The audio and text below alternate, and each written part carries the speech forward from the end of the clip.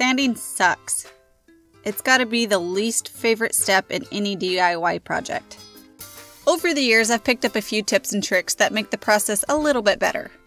And today, I'm sharing my favorites with you.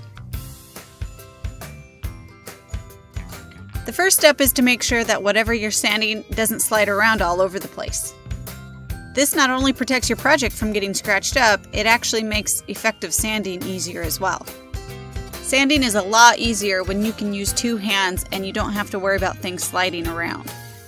The easiest trick is to use a piece of grippy shelf liner on top of your work surface. I do a lot of sanding, so I upgraded to these little discs called bench cookies that raise my project up off of the bench and make it easier to sand on the sides, and they also are grippy as well.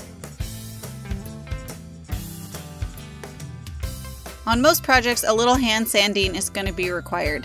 Save yourself a lot of aggravation and cramped fingers and get yourself a sanding block. I really like the weighted kind. They put a little bit of pressure on the surface so you don't have to sand quite so hard. Saves a little bit of energy.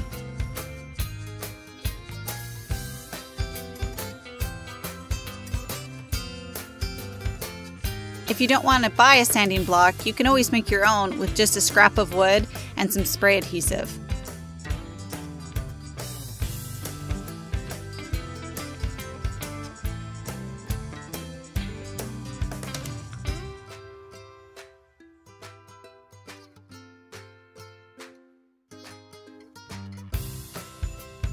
I love my Orbital Sander. I use it all the time. But those sanding discs can be expensive, and I hate having to buy so many. I've recently started using sand net discs from Diablo, and I'm never going back. Instead of a sheet of paper with sand glued to the top, it's an abrasive mesh. There are no holes, so you don't have to worry about aligning the holes on the disc perfectly with your sander.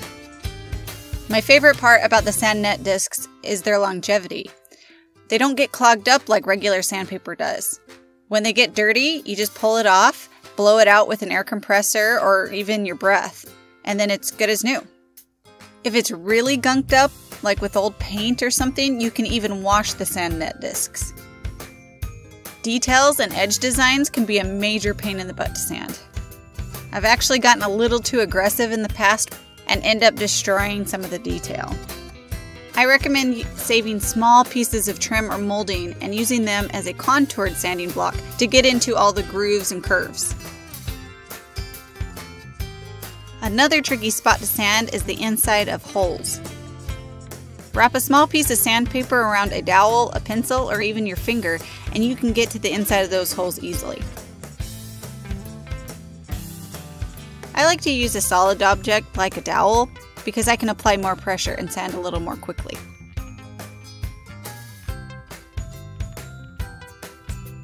My last tip is really obvious, but it's something that I ignored for a long time. When it comes to power sanders, use the right tool for the job. A detail sander with a pointed nose is really good for getting into nooks and crannies. And a belt sander is the best tool to take down a lot of material.